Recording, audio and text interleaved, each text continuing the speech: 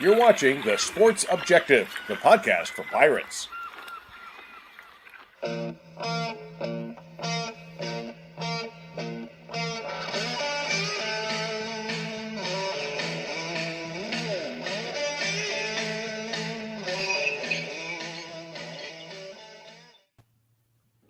What is going on, Pirate Nation and other college football fans? Welcome into the Sports Objective. We appreciate everyone tuning in. It is another edition of Sonny and Semenza.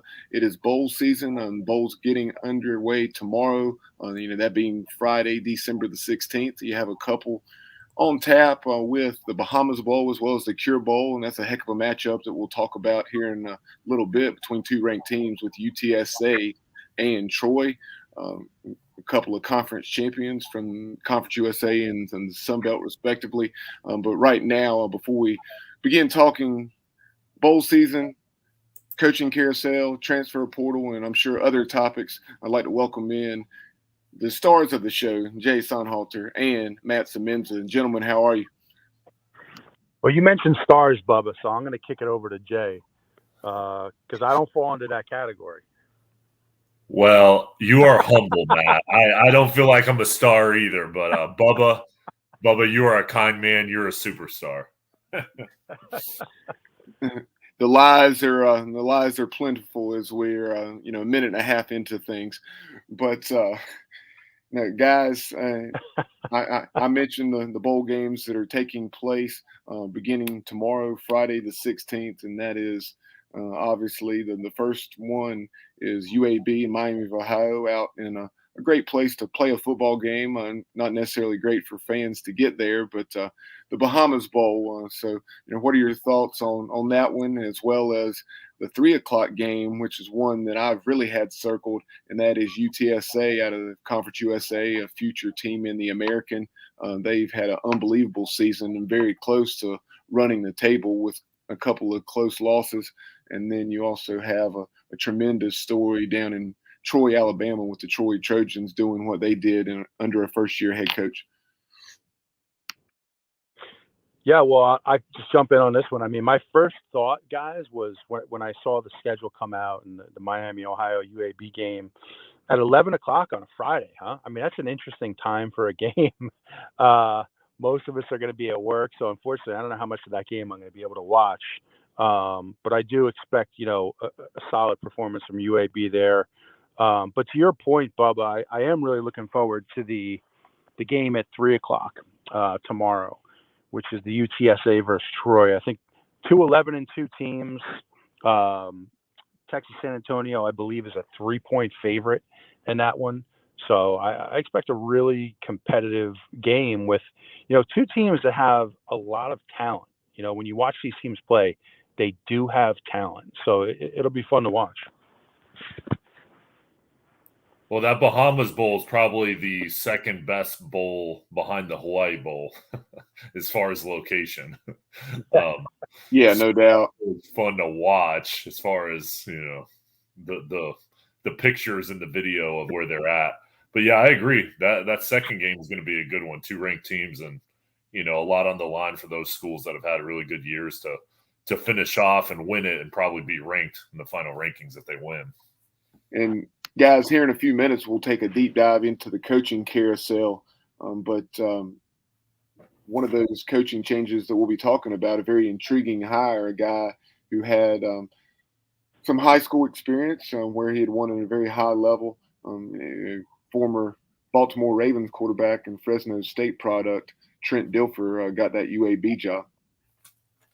I think he's going to be great down there. I mean, I think when these schools take big swings at some guys, it's really not a big swing. It's just them thinking outside the box.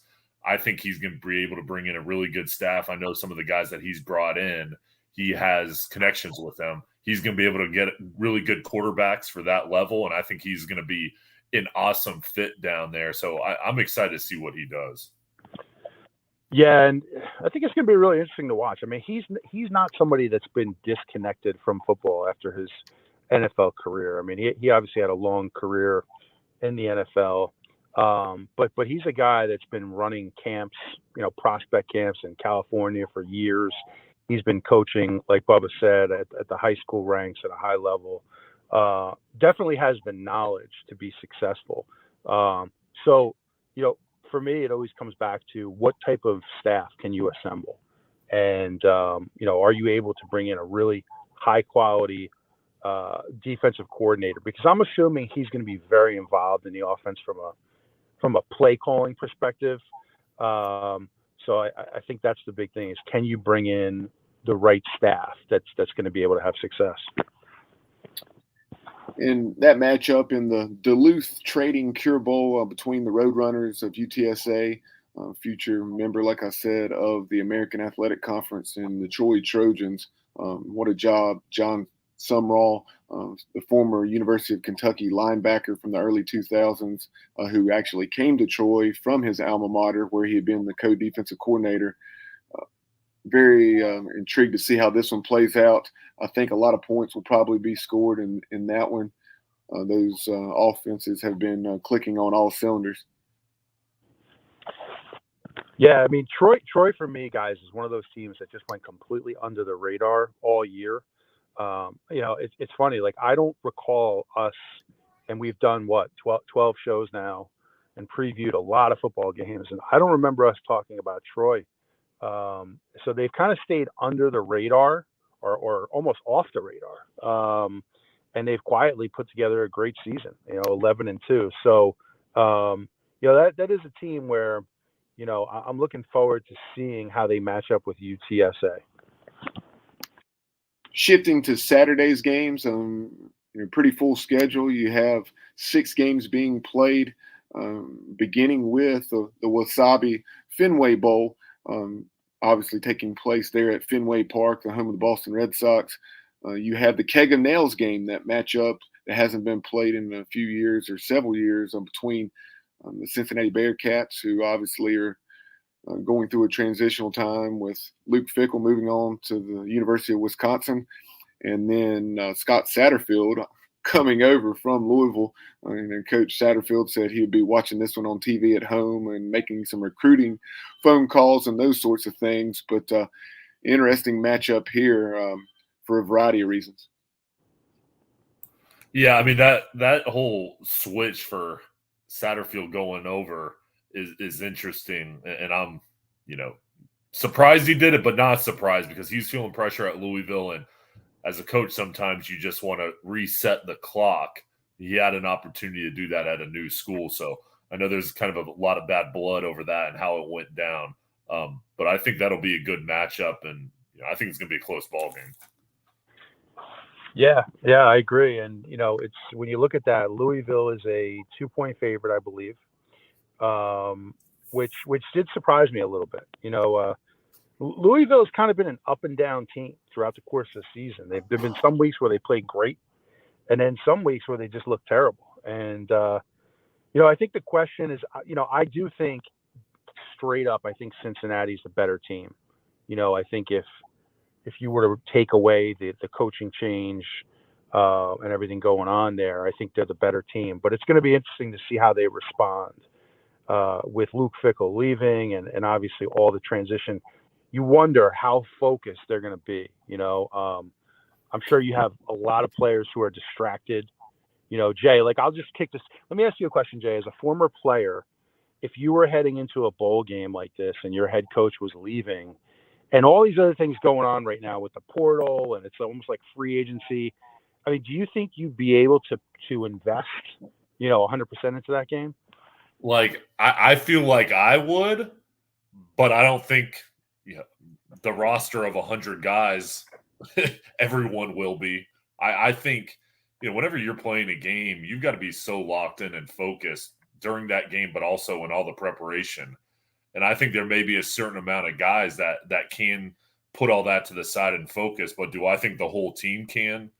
I don't think so. I think it's going to be a major factor. And just like, another one, Jackson State, I'm not saying they're not going to win, but I think, with the transition, everything going on with Dion and then the new coach, TC Taylor, starting, I know it's completely different. But anytime there's change, the whole team is not going to be focused. I agree. I think that's a really good point. And Go ahead, it'll Matt. be interesting to see how these teams. Yeah, it will be interesting to see how both of these teams, respond to that. And we shall see. It's going to be cold weather up there in Fenway Park, and I think that'll be a fun one to watch.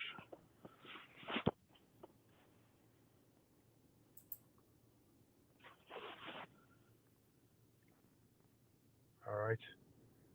And I think we may have had a technical problem. I think Bubba may have dropped. Jay, can you hear me okay? Yeah, I can hear you.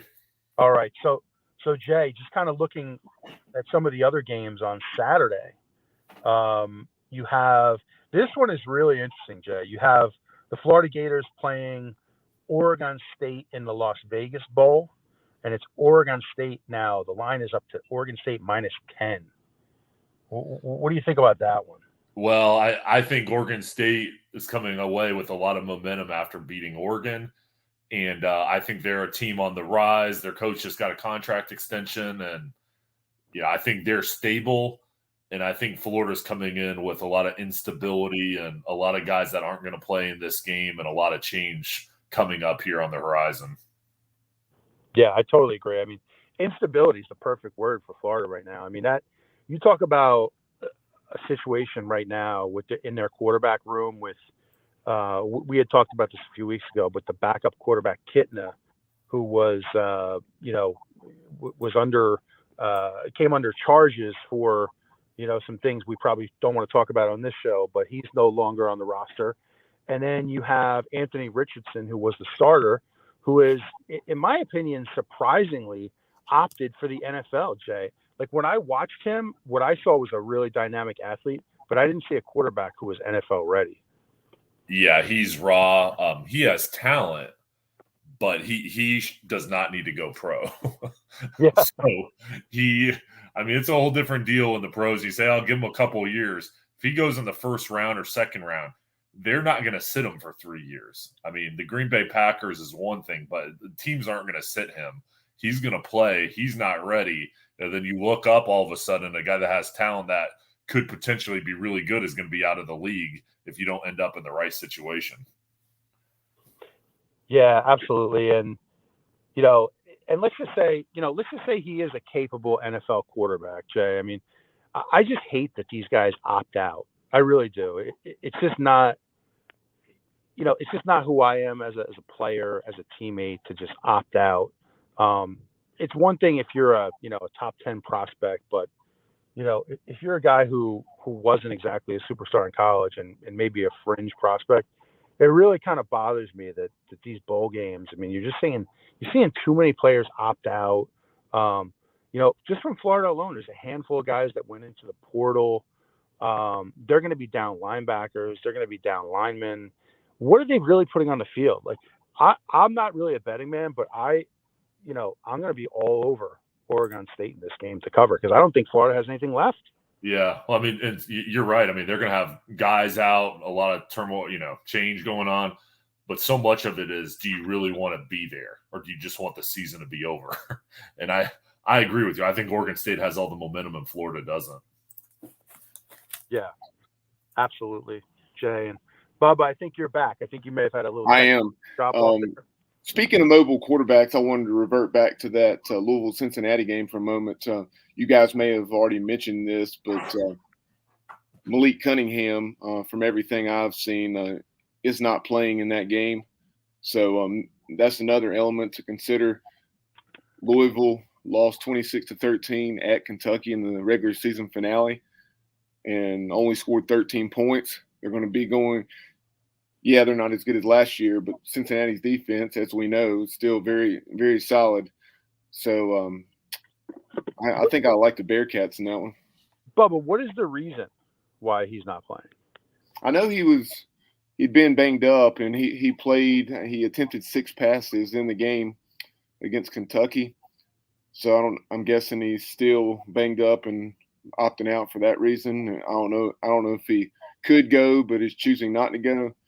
But the guy that played the majority of the snaps in that game, I think he threw 20 or 25 passes compared to Malik Cunningham's 6.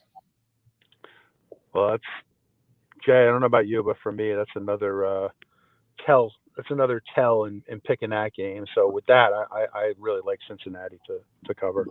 But going back to the Las Vegas Bowl and that matchup in the beautiful new stadium there in Vegas, between the Beavers and the Gators. As you know, Matt, I listen to the Pot Up with Matthews in the Morning podcast on a pretty consistent basis. Yeah. And they're Florida centric, and they were just talking about how the Gators, who knows, they may only take like 45 players or something to this game.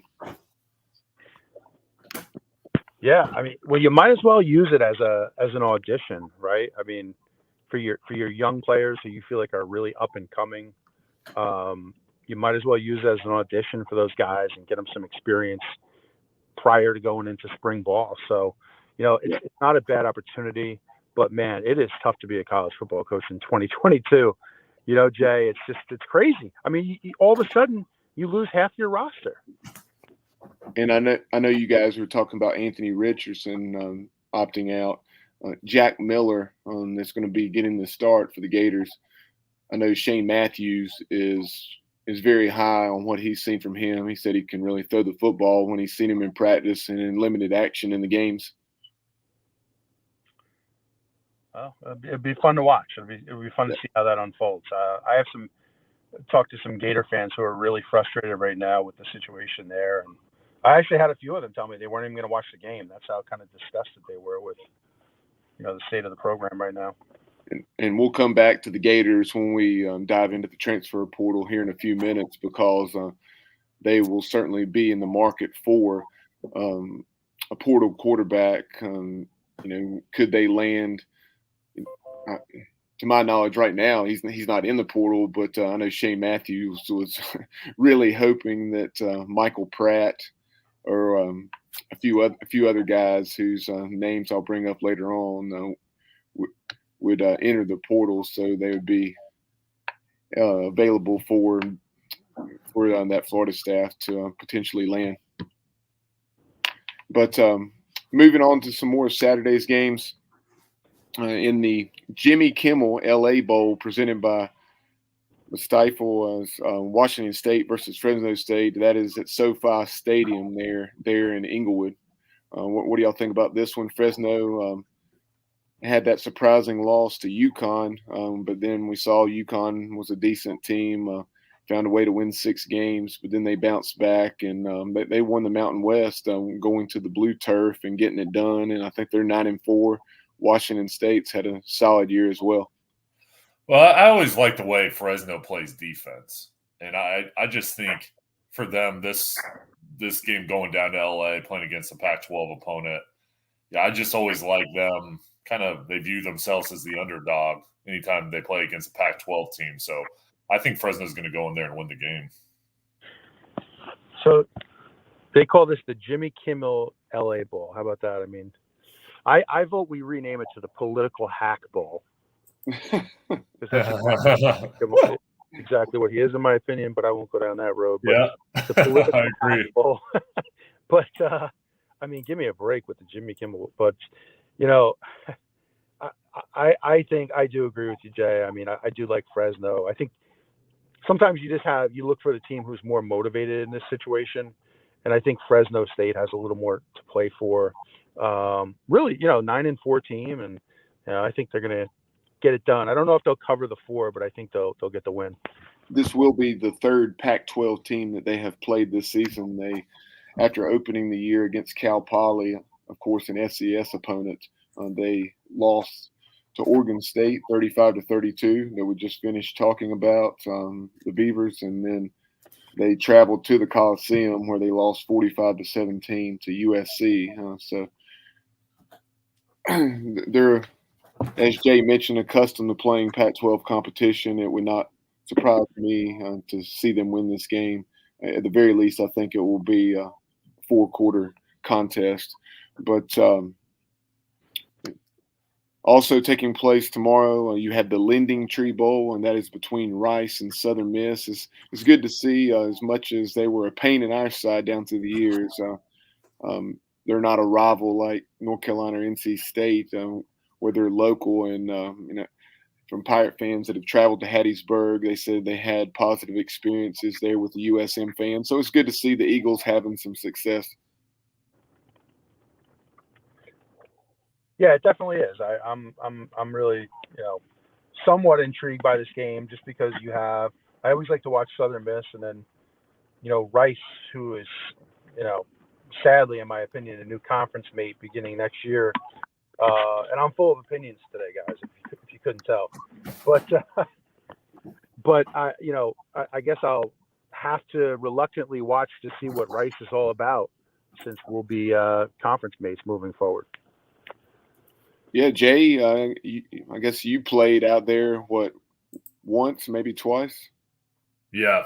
Yep. How was that Rice atmosphere? It was packed and rocking, huh? There was a quiet atmosphere. It was very focused, kind of like a library. There's 137 people in a 70,000 seat stadium. Yeah, I mean it was good if you really want to focus in, because there wasn't much noise at all. So it was an interesting deal. It's a huge stadium, but it's fun. It's fun to see when our fans outnumber the home team's fan, and it was fun to be out there and kind of playing that big stadium. But Rice doesn't have any fan support. Halfway across the country. Yeah, but. Also taking place on Saturday, you have the New Mexico Bowl. BYU, a team the Pirates were victorious against, and they will be taking on an AAC team in the SMU Mustangs, Rhett Lashley and company there in Albuquerque. What are your thoughts on this one? Last I saw, the spread was pretty close. I'll see what it is currently. Well, I kind of like the way BYU finished the season, guys. I mean, they from the point that we beat them, 27-24 in Provo. You look at their last 3 games. They beat Boise at Boise. They beat who was it? Utah State, maybe. Utah Tech, that was formerly Dixie State, and then they went to Stanford and won handily. That is, yep. There you go. So. I think defense kind of continues to be the issue with that team, is like, can they get stops? So I do think SMU is going to be able to put up some points in that game. I think it's going to be a very high scoring game. It'll be fun to watch, a lot of offense. And something to keep an eye on as the line in this game is SMU -4. I believe I had seen it earlier as BYU. Maybe a 2 or 3 point favorite. And the reason it has swung, or one of the reasons it swung so significantly, is Jaron Hall, the talented BYU quarterback, is unlikely to play tomorrow. So interested to see that. But also taking place on Saturday, 9:15. This will be the final game of the day, and that is the Frisco Bowl on the Boise State Broncos against North Texas, a future conference mate in the American for East Carolina. And that one is at Toyota Stadium there in Frisco. I believe that's, of course, where they play the FCS championship game. Yeah, I mean, both these teams I think are pretty even. I just always have a thing with Boise State and Boys game. I think Boise State and Bulls game, I think they have a tradition of winning there, and even though it's kind of a road game for them, a home game for North Texas, I think Boise State's going to go ahead and win. And the Broncos are a 10.5 point favorite. Any thoughts on this one, Matt? Not a lot. I mean, I do agree with Jay. Like, when it gets down to bowl season and big games, you definitely tend to lean with Boise. I think they're going to win the game. I don't think they're going to cover the 10.5, though. I think North Texas will score some points and keep it competitive, but I do think Boise will win the game. And after, I believe it was 7 seasons, 6 or 7 seasons, Mean Green parted ways with Seth Luttrell, and they hired Eric Morris, and he's coming back to the state of Texas from Washington State, where he's the offensive coordinator, but he had previously been the head coach for, I think it was 4 years at Incarnate Word, who is now being coached by G.J. Kinney, who's also leaving Incarnate Word to take the Texas State, or he's already accepted the Texas State job, but he is currently coaching the Word as they are playing in the FCS semifinals. So that UIW program has really, been in the headlines in the FCS ranks here in recent years. Has become a solid FCS program. But going back, I think I'm just impressed, Jay. I don't know if you are, but the fact that Bubba knows so much about Incarnate Word football. Yeah. I know. Look at you, Bubba.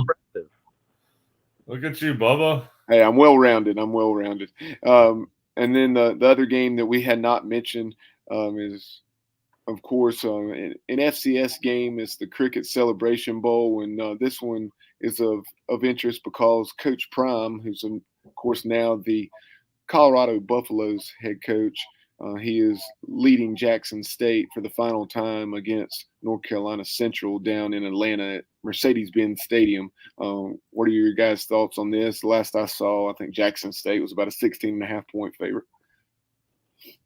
Well, I think Jackson State will win because they have more talent, and I've seen Central this year, and they're not up to Jackson State's talent level, but I do think Jackson State will cover. I think it's going to be tougher for Jackson State to be focused, and I think it's going to be a close ball game, but I think they'll win. But I think Central will have a chance, and it'll be close.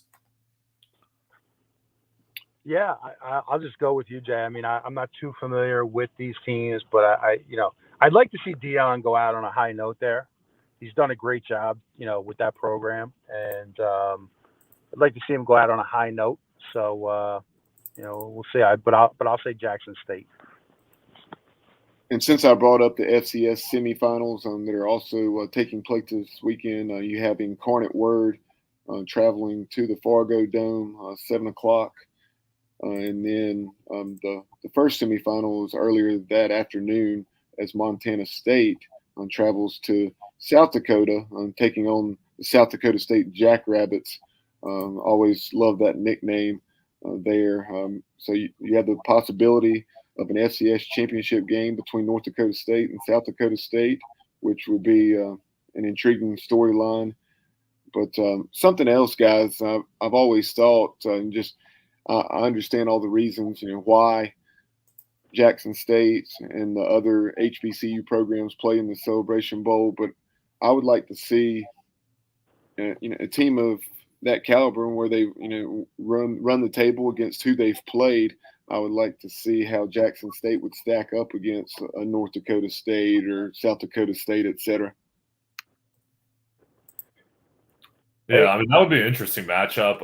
I think it would be an outstanding ball game. I think it would be an outstanding ball game. And, I'm excited to see what happens with Jackson State now in the future. Yeah, and I'll tell you, I just love watching those games, when North Dakota State, when they play at the Fargo Dome, and then sometimes you'll see like Montana playing in the snow and it's like 10 degrees. Those games to me are way more entertaining than so many of these bowl games. I'd rather watch the Jackrabbits play than probably that Boise State North Texas game. That's more interesting to me. And before we move on, Jay, speaking of, I know you guys said that you were interested to see how Jackson State is post Deion Sanders or Coach Prime, but their new head coach, he'd been on staff there. He's a Jackson State alum, T.C. Taylor, and he had been, I think, 4 or 5 seasons at North Carolina Central as the OC. So, Jay, since you had covered the Eagles, are you familiar with Coach Taylor? No, I'm not familiar with him. I just saw Central play Campbell this year, and they've got a couple pieces that are pretty good players, but overall, I don't think their talent level is anywhere close to Jackson State. Gotcha.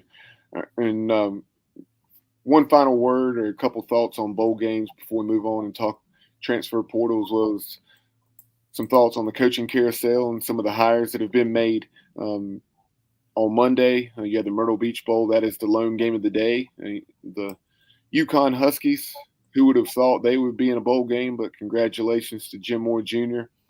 and that program, they are taking on the Marshall Thundering Herd at Coastal Carolina's stadium there in Conway. And then on Tuesday, you had the famous Idaho Potato Bowl taking place out on the blue turf in Boise as Eastern Michigan, Chris Creighton's Eagles, taking on the San Jose State Spartans, who have been playing pretty good football in recent years. And that's obviously continued on into this season. And then also on Tuesday, you had the roofclaim.com Boca Raton Bowl between the Liberty Flames and Toledo Rockets down at FAU Stadium. But shifting gears to the coaching carousel, you have Coach Prime getting hired out at Colorado. You've had intriguing hires like Trent Dilfer at UAB, Biff Poggi at Charlotte, and then obviously a lot of high-profile hires like Luke Fickell moving on from Cincinnati to Wisconsin, etc. So what are your guys' thoughts on some of those coaching changes that have been taking place? Well, I think the one that makes the most sense to me is Luke Fickell to Wisconsin. I think that job is just tailor-made for him. I think it's a great fit. He is the type of guy that, he likes to play a physical style of football.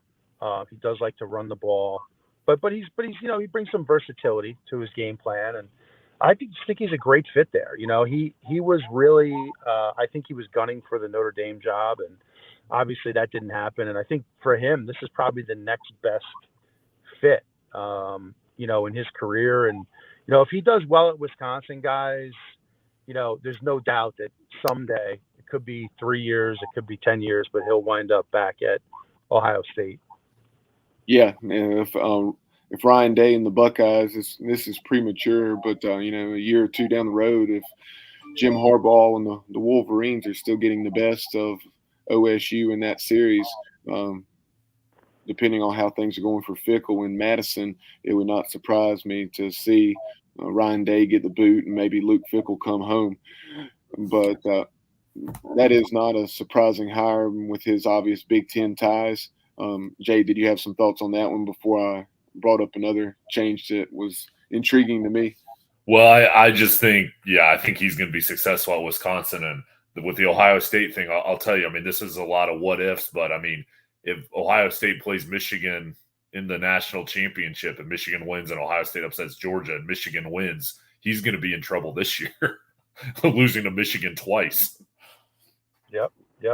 So, that rivalry's different. And, you can lose your job over that game. But, I think Luke Fickell's going to be really good at Wisconsin. We talk about how that did not surprise us, given his ties to the Big Ten and the type of program he ran at Cincinnati in terms of style of play, etc. So a couple other hires along those lines that were not surprising whatsoever. Matt Rule got the axe at Carolina with the Panthers, and so him being hired at Nebraska was very unsurprising. And then also the hire of Hugh Freeze at Auburn. That was one that had been speculated long before Brian Harsin was even let go. Well, I was really hoping when I saw the Nebraska job come open, I thought Jamie Chadwell would have been a perfect fit there. I really do. I really was dying to see his style of offense with those option principles go back to Nebraska, where, let's face it, they had their most success in that program when they were running the option. Now, totally different style. His option is out of the pistol and out of the gun. But that was just something I thought would have been a great fit. But I do think Rule is an outstanding college coach. He didn't get it done in the NFL, but I think his natural place is in college. And Jay, what do you think about Rule going to Nebraska? Do you think that's a good fit? I think he's going to be great. I think that he's going to turn them around, and whatever Nebraska's potential is as a program, he'll get them there. I think he's going to make them competitive, and I think they made a really good hire with him. Taking a look at some of the hires within the American Athletic Conference, of course, that is interesting for Pirates for obvious reasons. with the Pirates being in direct competition. You had Navy parting ways with Ken Niumatalolo after 15 years. Not a stunner there because they had experienced back-to-back 4-8 seasons, but going to be interesting to see who the midshipmen hire. I like that from East Carolina's perspective, and that's no secret as to why, because the middies have had the Pirates' number. Then you also have FAU. I think they made a heck of a hire after firing Willie Taggart. They hired Tom Herman, who had so much success at Houston, and then did a pretty solid job at Texas. But you know how the Longhorns want to win at such a high level. The year they fired him, he went 7-3, and all three of those losses, I believe, were by one score or less against the likes of Oklahoma and very quality competition. So I love that hire if I'm an FAU fan. Not so much if I'm other teams in the American. And then I talked about North Texas hiring Eric Morris, the offense coordinator from Washington State, and previously the head coach at Incarnate Word.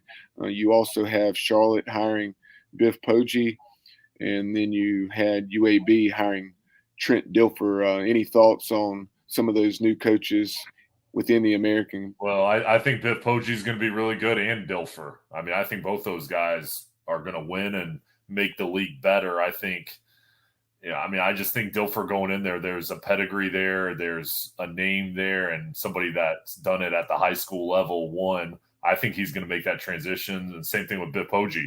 He was a great high school coach, went to Michigan, and a lot of people think very highly of him. Plus, with his business background, I think there's an upgrade at Charlotte. So I think both those programs are going to be on a better track for success. Yeah, Biff Poggi's kind of the same mold as Joe Moglia, who was the former head coach down at Coastal Carolina and kind of set the table. He took over a pretty good program from David Bennett, and then he took things to another level. And then Jamie Chadwell took things to another level, and Joe Moglia was still involved in an administrative role at that Coastal program. And Jay, what are your thoughts on Coastal's hire, bringing in offensive coordinator Tim Beck from NC State? I believe his daughter is maybe a volleyball player or some sort of athlete there for the Chanticleers. Yeah, and he had a connection, I think, to Joe Moglia as well. He's been to a lot of big schools and was at State this year. I know his name really didn't come up for any other jobs, but I mean, he's going to have an opportunity. Coastal's been rolling. I think he's going to have an opportunity to have success there.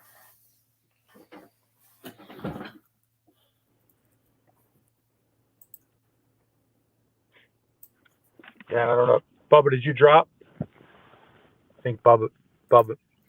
I'm back. Okay. Yeah, I broke up there for a minute, but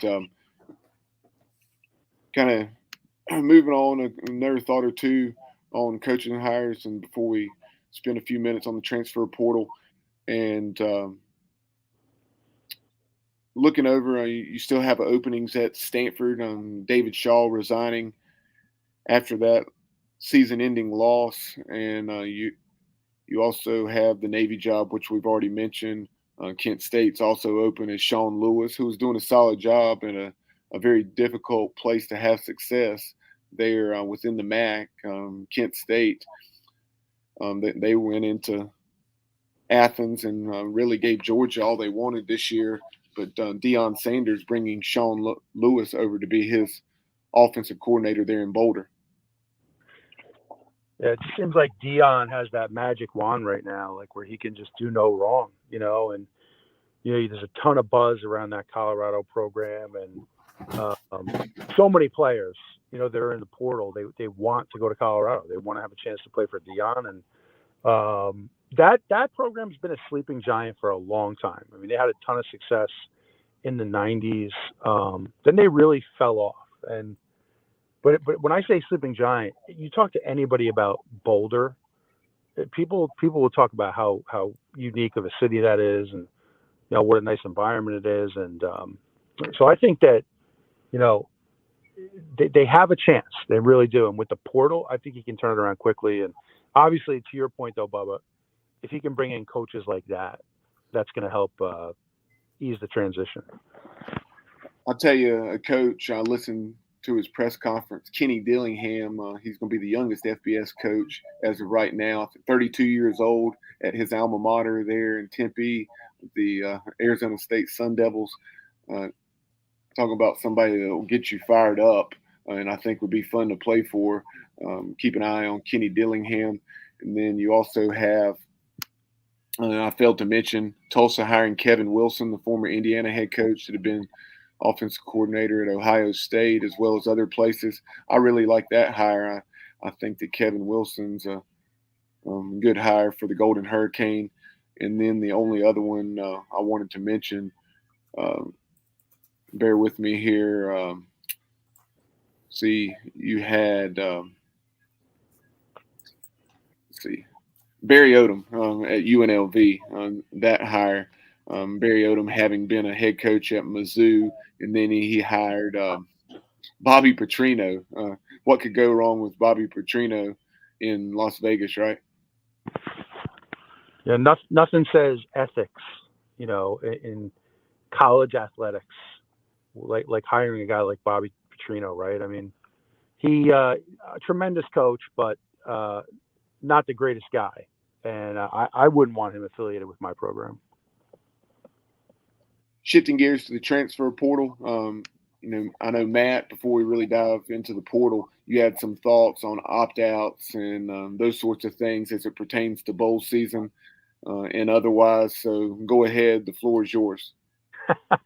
I could go on for a long time on this one, guys. Just cut me off. But I'll tell you, I really don't like the direction college football is moving right now. And it just feels like the Wild West. It feels completely unsupervised.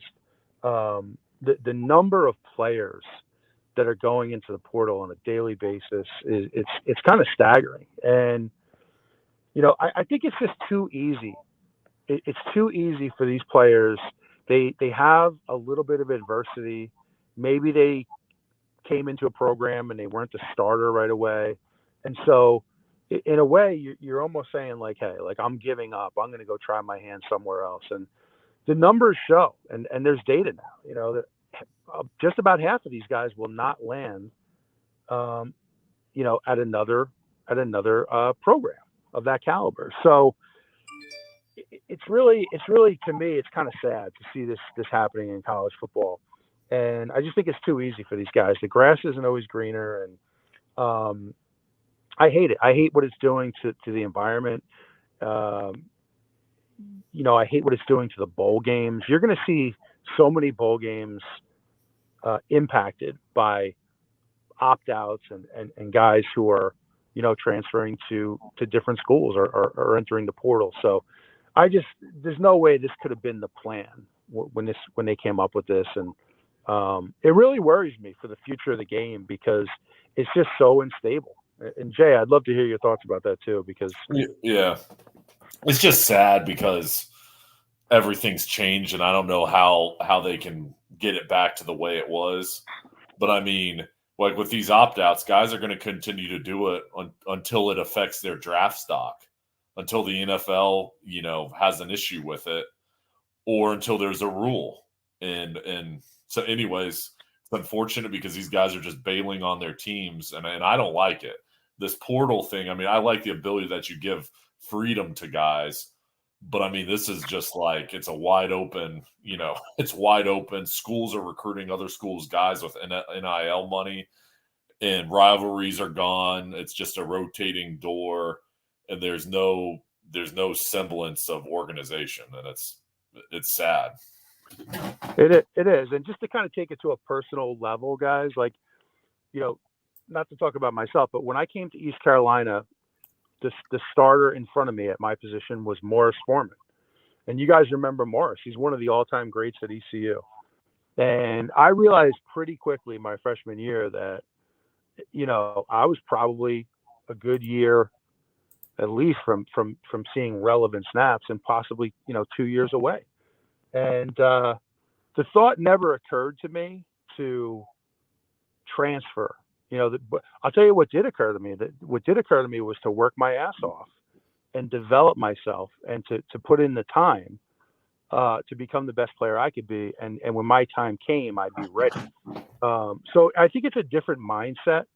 Obviously we didn't have the portal back then, but I just think it's too easy for these kids to say like, hey, I didn't play this year.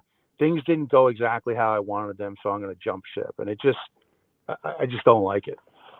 Now, Jay, obviously your situation is a little bit different because you were a Division II program in Wingate. You were a Wingate Bulldog and opted, and you were from the Raleigh area, so you chose to take your shot at FBS football or perhaps 1A as it was then, I believe.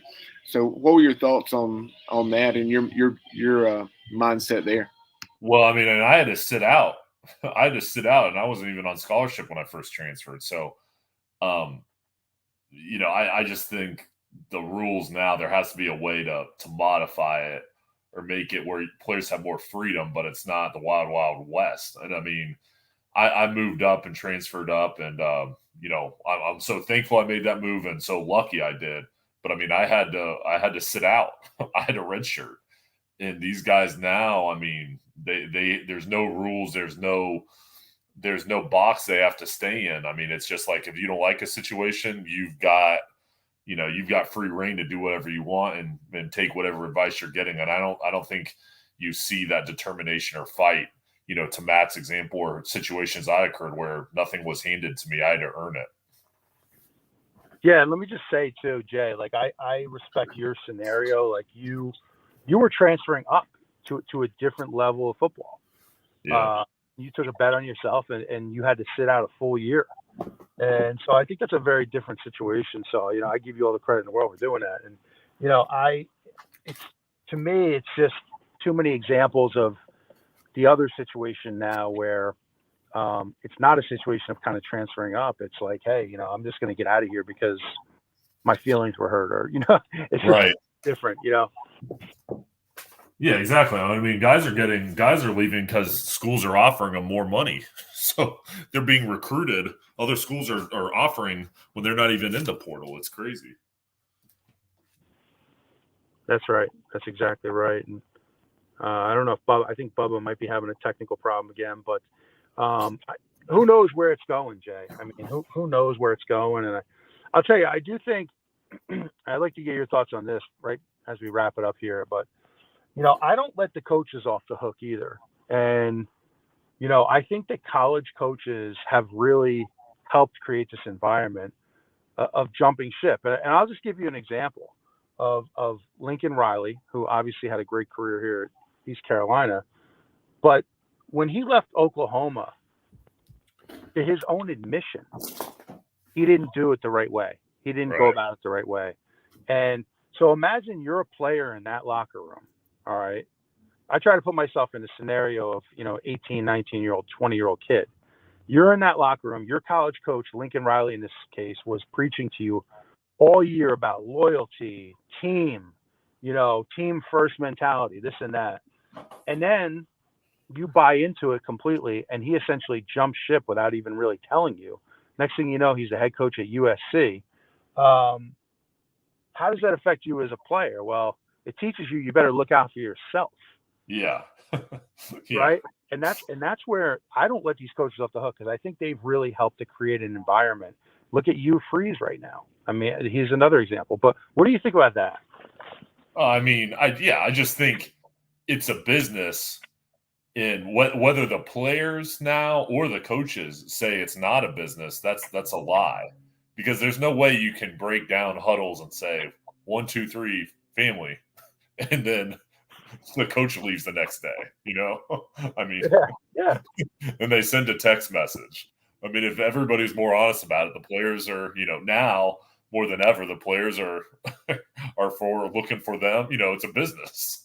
Right. Same with the coaches. I mean, so yeah, I mean, when the coaches do that, I understand that it's never going to be easy, and sometimes it is a mess when it happens. But I mean, the part you feel bad about it is, even though the kids now with NIL and things have changed with the transfer portal and everything, at the end of the day, you feel really bad for the kids, because they're the ones that are kids. And even if they go in the portal or get more money, they're still changing their lives. They're changing their college experience. And that's where I feel bad for them. Yeah, absolutely. I think that's a great point. And, you know, I think if I was a player in college football now and I had a coach tell me about, you know, family and team, I'd probably be in the background kind of laughing to myself, you know, Right. it's just not the way it is. And it's just changed, you know, Yeah. way too much.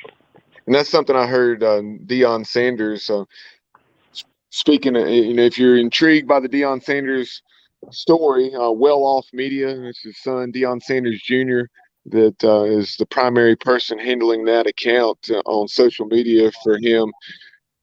But some very interesting videos and Deion talking to the guys that, hey, yeah, if you don't want to compete, yeah, we want you to get in the portal. But at the same time, you know, be smart about it. Don't be afraid of competition. You know, if you're there to work, and we want you to stay and do just that. But keep in mind, if you enter the portal, you may not come out. That's right. And the data is there now to show that. So you better be getting some good advice, and you better be sure that, you know, you're going to be able to find a good situation for yourself. I mean, guys, I know on future shows we'll spend more time on the transfer portal next week, and we'll have a show probably Wednesday, and that's to be determined. But we'll take a look at some of the bowl results to date. Also, new entries to the portal and where players in the portal are potentially headed, and those sorts of things. We'll see if Navy has a new coach. Maybe Stanford will have a new coach. Because you got to imagine that they'll be moving pretty quickly with signing day on December 21st, the early signing period, which is when most guys sign now. But do you have anything else before we get out of here? Looking forward to the games. It's going to be a good couple weeks here. Yeah. No doubt. Appreciate the support of Kevin Walker, L&K Custom Homes, licensed general contractor in the Greensboro area. But of course, he can travel and will build a home for you wherever you are. Give him a call at 336-688-8461. Also, during bowl season, it's great to enjoy some barbecue.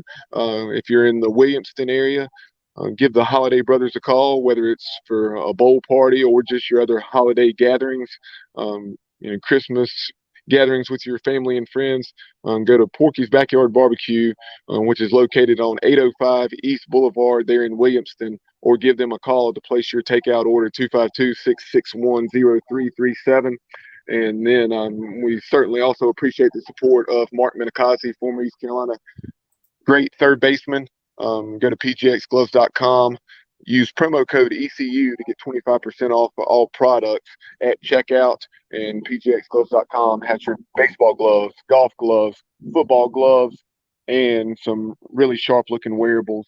But for Jay Sunhalter and Matt Semenza, I'm Bob Rosenbaum. You've been watching and listening to Sonny and Semenza here on the Sports Objective. Follow us on social media, on Twitter at TheSportsOBJ, on Instagram and TikTok at The Sports Objective. Like and follow us on Facebook, and subscribe to our YouTube channel, where we are now over 700 subscribers. We appreciate you tuning in as always. Have a great holiday with your family, and as always, go Pirates.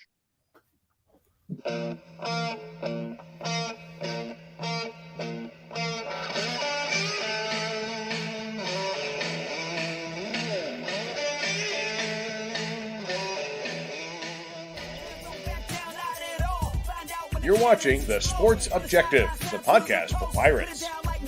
Listen to the show pretty much everywhere podcasts are found. Be sure to follow us on social media at The Sports OBJ on Twitter and TikTok, at The Sports Objective on Instagram. Like and follow our Facebook page and subscribe to our YouTube channel. As always, we appreciate you listening to the show, and go Pirates!